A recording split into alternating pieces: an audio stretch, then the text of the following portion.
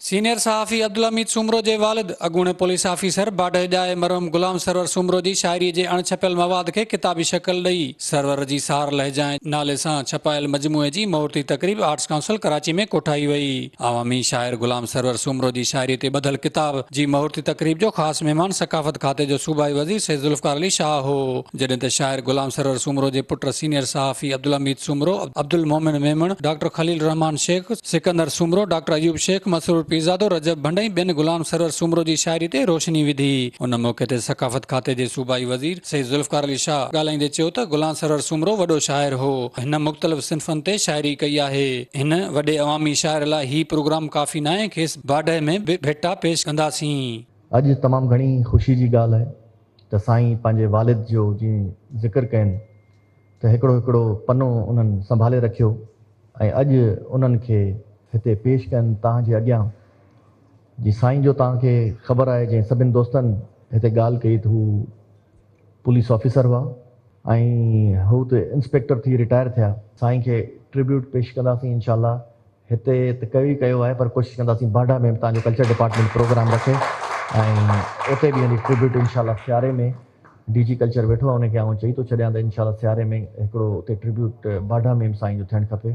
शाइर गुलाम server Soomro जे पुट senior सहाफ़ी अब्दुल हमीद सूमरो ई ॿियनि बहिरां TV सां ॻाल्हाईंदे चयो त गुलाम सरवर सूमरो तमामु वॾो शाइर हो। इन जी शाइरी जलाल चांडियो समेत मुख़्तलिफ़ वॾनि फनकारनि ॻाई। मुंहिंजो वालिद साहब गुलाम सरवर सूमरो जेको हिकिड़ो अवामी शाइर हो, उन्हनि पंहिंजी ज़िंदगी जो जेकी पोरियो कयो हो उहो असां महफ़ूज़ करे ऐं उन्हनि जे शाइरीअ खे किताबी शकिल ॾिनी आहे। ऐं अॼु मूंखे ॾाढी ख़ुशी महसूस थी रही आहे त असांजे बाबा साईं जेको राति जे ऊंदाहिनि में ऐं ॾींहं जो गर्मियुनि में तकलीफ़ुनि में जेकी शाइरी कई, जेकी हुनजा वीचार, जेकी अहसास हुनजा हुया, उहे जेके आहिनि उहे असां किताबी शकिल में अॼु महफ़ूज़ करे वरिता आहिनि। हर इंसान जो इहो ख़्वाबु हूंदो आहे त हू जेको पोरियो करे थो उहो बहितर अंदाज़ में माण्हुनि ताईं पहुचे।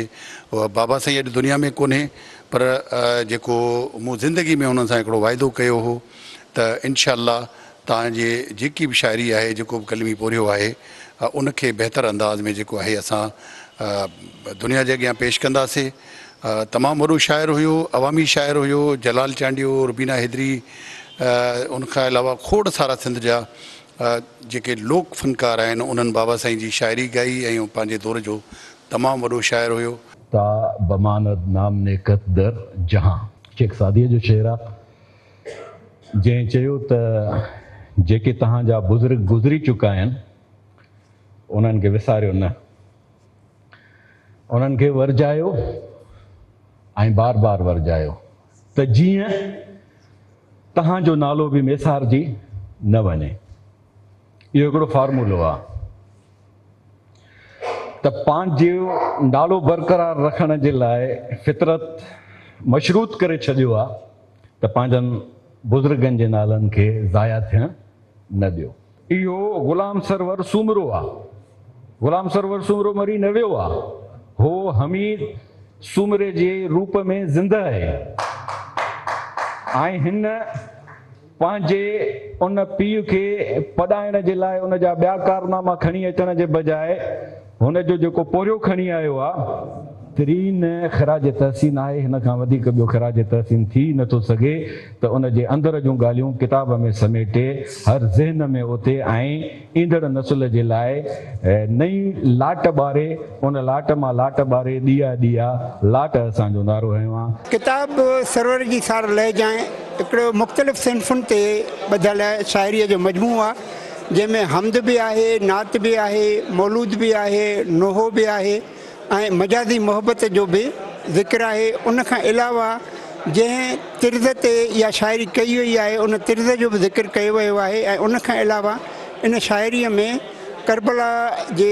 वाक़िअनि जो बि ज़िक्र कयो वियो आहे ऐं कूफे शहर जे शहरनि जेको ख़त लिखी हज़रत इमाम हुसैन अलैहिस्सलाम जन खे घुरायो ऐं पोइ उन्हनि जेको उन्हनि सां धोखो कयो जो फ्री विया, उन्हनि जो बि इन मरहूम जेको आहे गुलाम सरवर सूमरो साहिबु पंहिंजे शाइरीअ में उनखे बि हिकिड़ो लाफ़ानी जेको आहे करे छॾियो आहे। उहो त इन लिहाज़ खां इहो शाइरीअ जो मजमूई तौरु सिंधी ॿोलीअ में हिकिड़ो अहम इज़ाफ़ो आहे। असल में ॻाल्हि हीअ आहे त हिकिड़नि माण्हुनि खे पंहिंजी ज़िंदगी में उन क़िस्म जी मंझता मिले नथी। हिकिड़ा माण्हू वरी मशहूरी जे पुठियां ड्रोड़नि नथा। ही गुलाम सरवर साहब जेको आहे उन्हनि शाइरनि मंझि आहे ऐं हू तिर्ज़ ऐं तरह उन जो शाइर न आहे जो असां कंहिं शाइरीअ जे स्टैंडर्ड ते ताराज़ी ते उनजी शाइरी रखी ऐं चऊं, पर हुनजी दिलि जो हिकिड़ो डिफरेंट आवाज़ु आहे। हू मज़हब हुजे, वतन हुजे, सिंध हुजे, दोस्ती हुजे, दगा हुजे, वफ़ा हुजे, उन्हनि में हुन जा पैमाना पंहिंजा आहिनि। मां हाणे हिन किताब में हुन जा 2 शेर आहिनि, तव्हां उहे ॾिसो। चए थो हर शइ में मिलावट आहे, हर शइ में बेईमानी आहे। हीअ छाजी मुसलमानी आहे, हीअ छाजी मुसलमानी आहे? हा, इहो केरु चए? इहो गुलाम सरवर सुमरो साहब चई सघे थो। या ॿिए हंधि चए थो त विझी खीर में ॾियनि पाणी, ढोर वांगुरु खपे थी न्याणी, सभु कम आहे शैतानी, ही छाजी मुसलमानी, ही छाजी मुसलमानी। को बि लेखक या को बि सुठो माण्हू दुनिया जे कहिड़ी कुंड मां पैदा थी सघे थो। इहो को ज़रूरी न आहे त वॾनि शहरनि मां ई वॾा अदीब पैदा थियनि। बाड्र हुजे, ॿलड़ी जी हुजे, कहिड़ो बि शहर तव्हां सिंध जो ॾिसो, उन में सदाईं सुठा माण्हू पैदा थींदा रहिया आहिनि।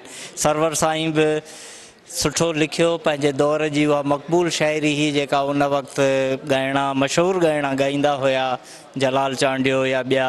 ऐं उन वक़्तु या हींअर बि ॾिसो त किताब पढ़ंदड़ माण्हुनि जो तबिको या हल्को थोरो घटि आहे, पर मौसीक़ी त हर को ॿुधे थो। सरवर साहब तमामु मोतबर शख्सियत हुई, सिंध जो तमामु बहितरीन जेको आहे सो शाइरी में तमामु हुनजो मान मर्तबो हुयो हूंदी ऐं उनखे किन सालनि ताईं उन्हनि खे कंहिं यादि न कयो।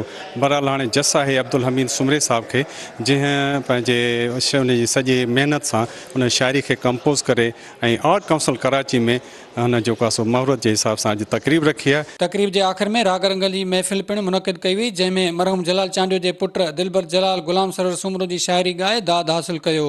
कैमरामैन आसिफ अली सां वकार शहर, मेहरान न्यूज़, कराची।